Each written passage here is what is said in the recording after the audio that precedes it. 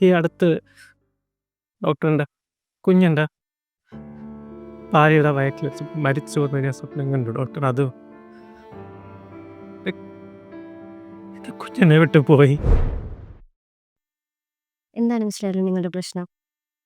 Doctor, ഞാൻ കുറച്ചായിട്ട് ഞാൻ സ്വപ്നം കാണുന്ന എല്ലാം നടക്കുന്നുണ്ട്. എൻ്റെ ഫ്രണ്ട് അരുൺ, അവൻ ബൈക്കിൽ നിന്ന് വീഴുന്നത് ഞാൻ സ്വപ്നം കണ്ടു. അത് അതുപോലെയൊക്കെ നടന്നു. എൻ്റെ വീടിനടുത്ത് മോഷണം നടക്കുന്നത് സ്വപ്നം കണ്ടു. അതും അതുപോലെ തന്നെ നടന്നു. ഈ അടുത്ത് ഡോക്ടറിൻ്റെ കുഞ്ഞിൻ്റെ ഭാര്യയുടെ വയറ്റിൽ വെച്ച് മരിച്ചു എന്ന് ഞാൻ സ്വപ്നം കണ്ടു ഡോക്ടർ. അത് കുഞ്ഞിനെ വിട്ടു പോയി. It's okay കൂളാവൂ.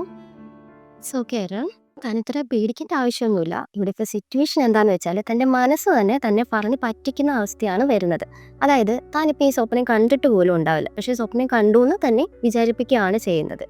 ഇയാൾ അവസാനമായിട്ട് കണ്ട സ്വപ്നം എന്താ?